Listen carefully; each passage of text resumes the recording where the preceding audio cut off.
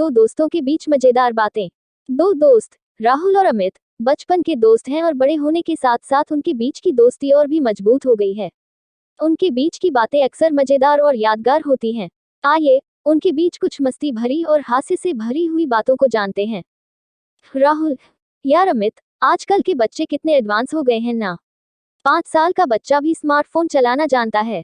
अमित: हाँ यार, हमारे जमाने में तो हमें केबल टीवी पर कार्टून देखने का इंतजार करना पड़ता था, वो भी तब जब मम्मी पापा की पसंद का कोई सीरियल ना आ रहा हो।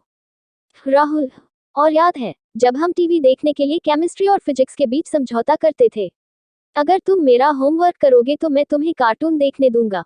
अमित: सही कहा। और गर्मियों की छुट्टियों में तो हमारी लाइफ का मोटो ही बस एक था, पिकनिक पर चलो, और मेरी अम्मा जी का जवाब होता था, पहले होमवर्क पूरा करो। राहुल: वो भी केवल एक बार नहीं, हर बार एक ही जवाब।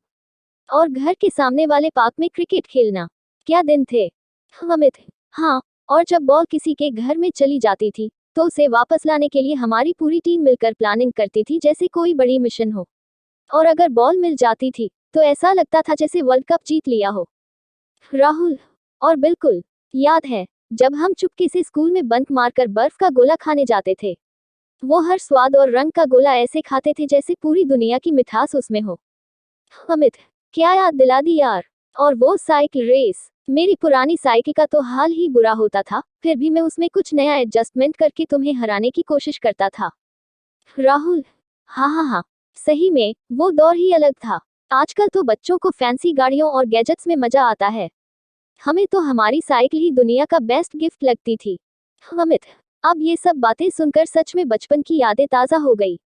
याद है हमारा सब्जेक्ट निंजा टेक्निक्स, तुम्हारे मुताबिक छिपने की हर चाल, हर ट्रिक तुम्हारा ही आविष्कार था। राहुल: ध्यान से, मेरी ट्रेनिंग विधियां कमाल की होती थी। एक बार तो तुमने सच में मुझे किसी के बारे में छिपने से ढूंढ निकाला था। अमित: और जब स्कूल में हमारी टीचर ने कहा था कि हमें अपनी पसंदीदा चीज के बारे में बोलना है, और तुमने हिम्मत दिखाते हुए कहा था मुझे सोना बहुत पसंद है, पूरी क्लास हंस पड़ी थी। राहुल: अरे हाँ, अब तो ये बात सोच के ही हंसी आती है। और स्कूल के वे वार्षिक समारोह की प्रैक्टिस मंच परफॉर्म करने को लेकर इतनी उत्सुकता रहती थी। अमित: हाँ, वो भी तब जब हमें बस थोड़ी ही देर के लिए स्टेज पर आना होता था, फिर भी हमारी तैयारियां और उत्सुकता देखते लायक होती थी।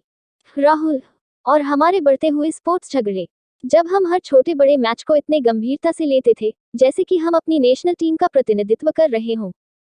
अमित: सही तमाम। और सबसे मजेदार था वार्षिक खेल प्रतियोगिता का दिन, पूरे साल इंतजार रहता था उस दिन का, बस दौड़ने, खेलने और खाने का दिन।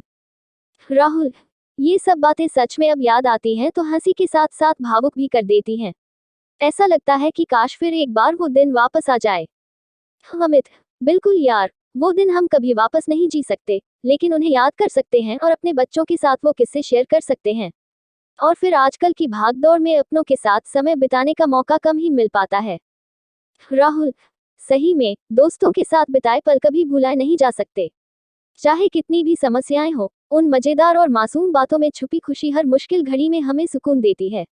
और इस तरह दो दोस्तों के बीच की मजेदार बातें कभी खत्म नहीं होती। यह बातें उनके बीच के मजबूत बॉन्ड को दर्शाती हैं, और ऐसे ही छोटे छोटे हंसी मजाक की पल उनकी दोस्ती को और भी खास बनाते हैं। उम्मीद है आपको इनकी बातचीत पढ़कर भी उतनी ही खुशी मिली होगी जितनी राहुल और अमित को इसे जीकर मिली।